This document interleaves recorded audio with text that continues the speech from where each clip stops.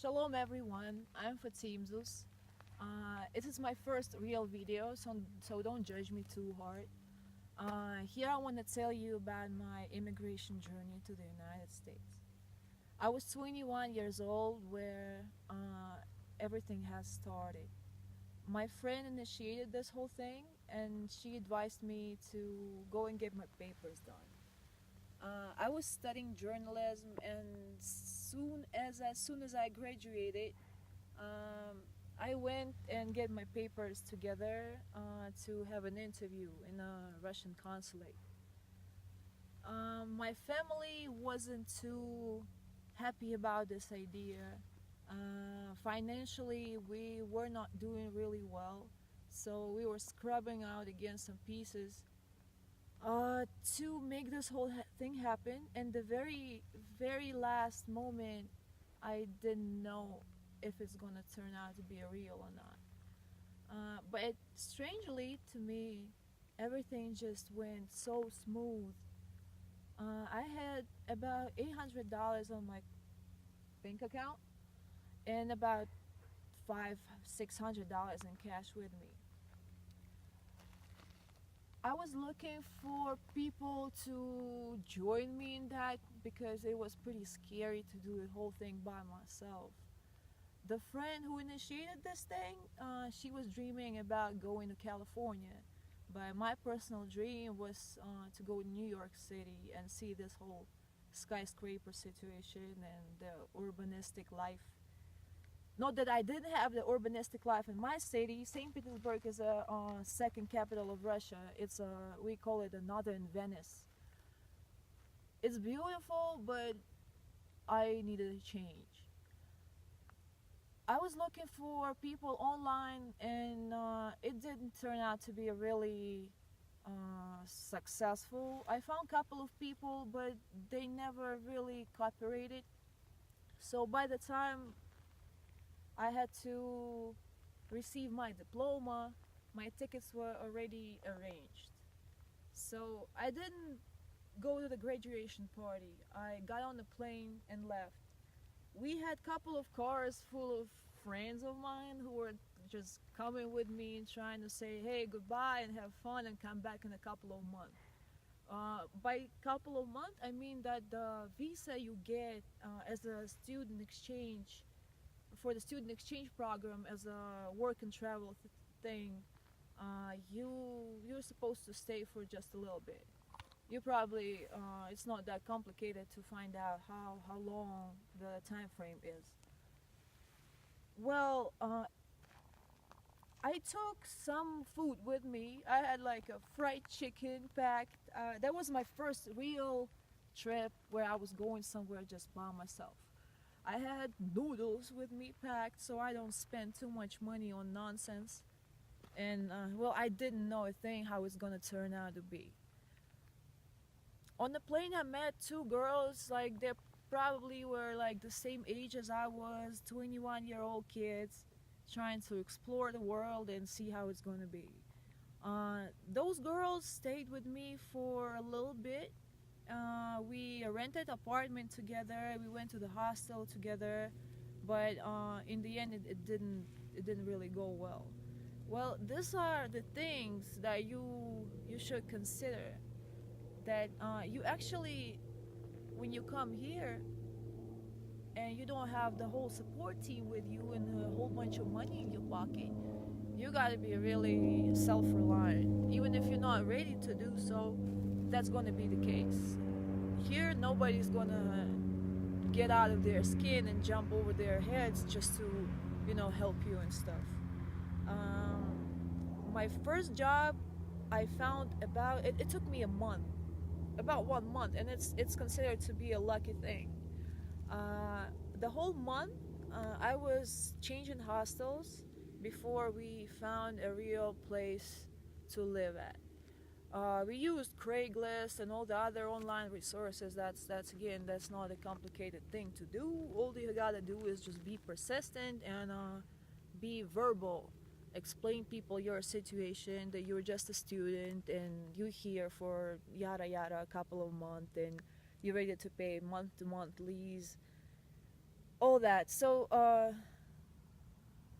the girl, one girl that I managed to arrange to meet online, she turned out to be the student of the same college that I went to. She appeared. There were two girls I met on the airplane, and one girl that came from the internet. So there are four of us. Never we we didn't know each other before. So I mean, I didn't know any of them before. So they were new people to me. We started from one hostel. At the airport, my two of my bags were lost, so I didn't have any clothes. Whatever I was, I had a leather jacket. St. Petersburg is a cold city, so you do have to layer up, like even in the summertime. I think it was like the end of June, something like that, 2010. That's when my story began. So when we arrived in New York City, uh, I didn't get my stuff. Well, we still, like me and those girls, we went to the first hostel we could find. I think it was like some jazz hostel on the upper east side or something. It was pretty expensive, and like I think we stayed there for like 3 4 nights, and we found another hostel. We went there, we started living there, and it took us like a couple of weeks actually digging in apartments and splitting up. Everybody was looking for a job they're capable to do. But before I was coming here, I heard that the best way to make some decent money is to go in the hospitality industry because of tips, of course. So yeah, I met a couple of people in the hostel too that stayed with me throughout the years, like not like close to me, but somewhere close to me, like on a throughout the phone. We still keep in touch. Those are the people that actually uh, will share some memories with you, especially those memories when you have to stand up by yourself that you never did before. Mm, my first job was at the South Street Seaport in the downtown. There's a tourist place, pretty much bowling in the summer, and they took me to work as a hostess. My English actually did suck. Like, I mean, we study English back home, but it's not as good as it's not enough. That's what I'm trying to say. Like, you confuse words, you don't you really know how to use them properly. Even now, like when I get nervous, I do confuse stuff. Like the real thing breaks down. Like, oof. But yeah, like I was mistaking like words like shade for shadows. Like people were laughing at me. It was like, oh hey guys, would you like to sit in the shadows? They're laughing at me, and I don't understand why. Like because you actually were supposed to sit in the shade. I didn't know what napkin were that I started working as a hostess. So it was like a lucky chance. I stayed working as a hostess for about like 2 3 weeks, where I was just working. I was young blood, like when you're young and you're catching things on the go. Like you just want to move on and learn new things. And they took me to work as a waitress. Well, that was actually something I was aiming for. That's where kind of some real money comes out. That's how my journey started in the hospitality. I got stuck with that thing, with the hospitality and bartending and all this. Like then, in nightlife came through and all it started rolling. But that's how it started. Meanwhile, me and those girls, we rented an apartment in Harlem. That's what we managed to do. I didn't know what Harlem was. I didn't know anything about the city pretty much because I didn't do any research. Most of the Russian kids, like actually Brooklyn is the way to go. Everybody's going to Brooklyn, but throughout all those years, like I never lived in Brooklyn. I've been throughout the Brooklyn all over the place, but I never lived there. Harlem is not too bad. Like it was 106 on the east side. We were in the basement and splitting out. It was like 16 something, $1,600 between four girls. Those girls, we didn't get along really well. The problem started when our mentalities or whatever temper is like. Sometimes it doesn't really go too smooth, and each time you experience something new, you experience yourself kind of. And I wasn't too loyal about things. I was really getting irritated with big parties and noise, and when I was coming home, like I got those jobs I was telling you about. I was coming home and I see people having sex on my bed, and I was like, oh, that thing turned out really messy, really, really messy. Uh, and when you don't say a thing that's considered, about your comfort, when you don't say people nothing, everything is going well. But if you start showing your emotions about things and just start telling them like, oh, I don't think like that all those garbage on the bed that I'm supposed to lay my head down at, like I don't think it's like a good idea. Like I don't think you should be doing that anymore. So whatever, all this thing turned me into an enemy to them. They separated three of them, and I was like separately from them. So one day they started bringing men into. I don't really care. Like you can bring whatever you want, but just be respectful to like other people's space and stuff. Like if you get to share your space, goddamn respect it. So that was like a month to month thing that we stayed there for a month, and by the time that month was supposed to end, I was already working as a waitress, and I was making better money, and I was managing to save. Like each morning, I was going to McDonald's with my cup of noodles, asking them for hot water. And they got used to seeing me every day, and you know what? Like nobody's trying to help you really. Like after like a week asking them for hot water, they started charging me 50 cents for the hot water. I was like, okay, that's not really making sense. So it wasn't like a perfect living. I was waking up in the morning, having a shitty breakfast, going all the way downtown, like working those jobs, dealing with those people, coming home, and I'm like, I see people having the party. Apparently, those girls had enough money to do whatever they wanted. Some of them never found a job, and 3 months later, they came back to Russia. Well, I wasn't really following up with this whole situation. So what I was saying, like a month when the lease was about to finish up, like the month to month situation thing, they robbed me. Like they took everything I had. Like they took even red plastic cups. Like that was crazy. I'm coming home and there's nothing out there. Like my laptop was gone. Like that shit was crazy. I swear to God. Like then 2 days, 3 days later, the owner of the apartment came in. She was like, all right, it's time to pay the next month rent. And I was like, well, I don't have $1,600 to pay the whole rent like by myself. And I told her what happened. So she felt for me. That was like one kind of a kind approach that I felt like, oh, okay, that's nice of you. And she gave me a couple of weeks to get my stuff together, get myself together, um, and I did. I started figuring out the ways.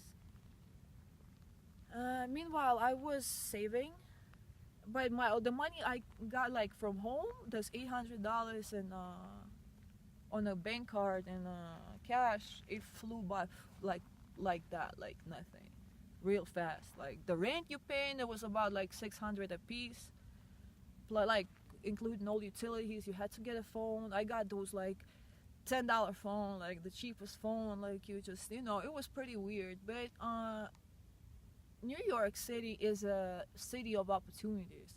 It's called so by a reason.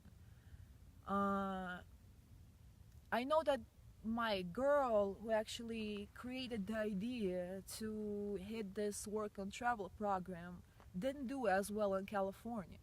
She had somebody she flew with. She found a girl online that she keeps in touch till this day, and they were together. They were looking for crazy ass jobs, like they were going into the desert to work as a housekeepers in the hotels, and they had people were stealing their tips. It's a horrible story, but it's a big test. Like you choose to put yourself through this test. So if you don't speak English, if you are not prepared in any way, you're still gonna make it. But how many nerves are you gonna leave out, like, and just grave them down? Like it's you gotta be prepared. You know what I'm saying? New York is a little easier because it's a huge city and it's really concentrated peoples wise. Like everyone is from somewhere else, really. So it's a pretty general question when you come there and everybody's like, oh, where are you from? Like, where are you from? Oh, are you from Ukraine? Are you from like Belarus? Are you from Russia? Like, cause they hear accent and all that. So my goal was to lose everything I came with. I mean, just to absorb as much culture of those people that I have around. Like, not my people, but the people in my zone. That's what I'm kind of trying to say, I guess. I've met all kinds of people from Asia, from Europe, from Central America, from all over the world. Like you have options, and you get to study a little bit of mentality of everyone. So it's a great advantage. And my social security card was also lost. Well, I went, of course, like you receive this permission when you do the student exchange situation. You receive a permission to work. Of course, you need a social security card because you need to pay taxes anyhow. Anyhow, everybody should pay taxes. Or shouldn't they? Well, I don't know. Well, I didn't get my social security card, and all I could get from the Social Security Administration is the number, and that's already important because if you don't have the card, you can also use the number. I'm not gonna tell you nothing about the verification because New York, again, it's an easier city. People are more approachable and more. It's not like they trusting you more, but it's easier than here. Here we are in California right now. It's been 3 years, about 3 years I've moved here from New York. And still, 3 years here, having experience in the United States within this flow and knowing English and language better. I don't have those barriers anymore. I make mistakes, so what? Like, it's all good. As long as you can express yourself and deliver information in a way so that the people will feel you through, understand where you're coming from and what you're trying to say, it's good. But work-wise, if you are in a situation that you don't have papers, your English sucks, there's always a way, but it's harder out here. First of all, in LA area, in the entire California pretty much, if you do not have a car, you busted. Like, you need to get a car. Because your ass has to get from one point to another when you do the bus thing. Like, when that girl, my friend who went to California, meanwhile I went to New York, they didn't have a car. So it took them the whole freaking day. Like, you get on the bus, all kinds of people on the bus, it's cold, it stinks sometimes, it gets like, I'm not saying New York is better. New York is a wild, wild west, but there's so many people out there, so you do feel kind of safe. And you do feel that you're not alone in this business. So I still have problems to get a job. Like, when we moved here, like, oh my God, like, I was looking for a job for quite a while. And before I found a bar job with like 6 years New York bar job experience, like really hardcore experience, like all over, like that. I worked in the really cool places. Like, still, it wasn't like a sugar candy at all. In New York, you can find a job in one day. Like, you can go around, just start to print up your resume. You don't even need the resume. You walk around, you knock on doors. Even like when you get a little bit like build up your resume, first of all, like when I started looking for those jobs, like when after the first job, it was like a tourist attraction, right? Like it was like Seaport. Seaport is all about like people coming in, like tourists, and it's a summer job because uh, there's a lot of layoffs after the season. So like I had a choice. Should I stay there and work there for just like such a funny money when I'm used to making real good money in the summertime, like, or I can move on. So I decided that I'm not getting stuck in one place. I'm here to explore, so I'm gonna go and explore. And it started rolling. Those jobs start rolling. You can get a job in the same day that you go out to. Like you can get asked like, oh, do you want to stay right now? Do you want to stay and like just drop your stuff like right here behind the bar, behind the counter, behind anywhere, like, oh, and then show me what you got. So like when I started, like when I moved on to like from the summer job to something more permanent and exploring, I faked my resume upside down. It was all fake, like, because I had nothing to put out there. Like, I had my journalism experience from Russia, but who needs that really? I tried to get a journalism job out there, but the first place I went to, there was some kind of a Russian newspaper, um, and they asked me to write a couple of articles that they actually published, but I never got paid. So I wasn't here just to like, I didn't have this pillow backup like the parents pocket or whatever things. Like I just had to survive on my own. If you got a pillow, you're good. Like you can afford like waiting time and just put yourself out and just look for things. But yeah, here is in California, in LA area, there are way more people applying for same jobs, and faking the resume is not an option because they gonna see anyhow. They're gonna ask you. They're gonna run whatever time they need. They're gonna take a week, 2 weeks to call you back. Like uh, one of the good permanent jobs, I was working in a bar in downtown LA. Jesus, yeah, like I was working there about 2 years till they closed down. I was dropping on my resume, so there's another option. You can do the Craigslist, all the job sites, like ask your friends, whatever you guys have, and but you can also like walk around like that guy if you're not tired yet. Walk around and drop your resumes. I got a call like a month or something later. Oh, like I have your resume on file. Do you want to go and like show me what you got? I was like, yeah, why not? Like you could just call me like a year from now. Like maybe I'll still be available. But you know what? You'll learn to deal with your ambitions and your temper and just trust the process. So like yeah, there's some spiritual aspect to it. So don't panic. Panic is always a mess. Like it gets you out of track. It gets you out of balance. All you gotta do is be sustainable and know what you're doing. So the faking your resume is an option, but it's not a very good option because I've been in really stupid situations by that. I learned a lot, so experiment, but don't be afraid to try things out. Even a couple of days working somewhere in a new place, yeah, it might not work out, but you already touched the ground. You already felt it through. So you can put this place down, like if you want, some volume. But currently, right now, I have so many places I worked at that I don't put like half of them on my resume, and it's still hard to get a job.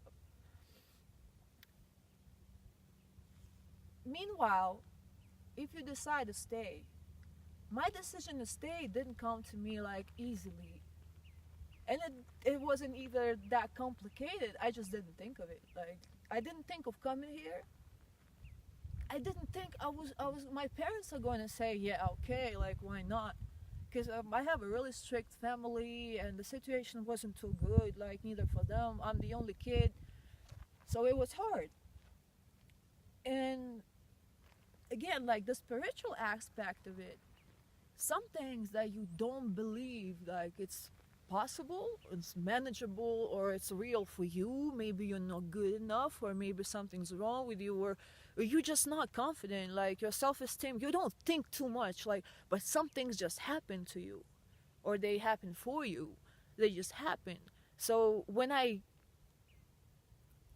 received the visa, when I realized that my mom is gonna give me $800 to put on my bank card, and I bought those tickets, I wasn't aware of what I was doing, because my life back home was just fine. Like I was rolling down the track. Like I graduated. Yeah, I could have gone. I would have stayed 3 months, come back with a little bit of experience. Probably bring, like, if you expect like coming back from student exchange, this work and travel thing, and you expect to bring a lot of money with you, um, most probably that's not gonna happen like this perfect way, because you will want to go out, you will want to buy some stuff for you. People like bring laptops and all that stuff, but I never was that materialistic, to be honest. Like I just wanted to, like, feel safer. So I wasn't thinking twice. So when I rolled into this journey thing, it was a big thing for me, and it still is, because it lead me to where I'm at right now. I never thought I would be living in California. I never thought I will feel like a true New Yorker. Many people never even get to experience it fully, like, say, Russian people, right? Like Russians, Scandinavians, like all that stuff. They go somewhere when it's more, when they can be more surrounded with their own people. I don't suggest you to do that.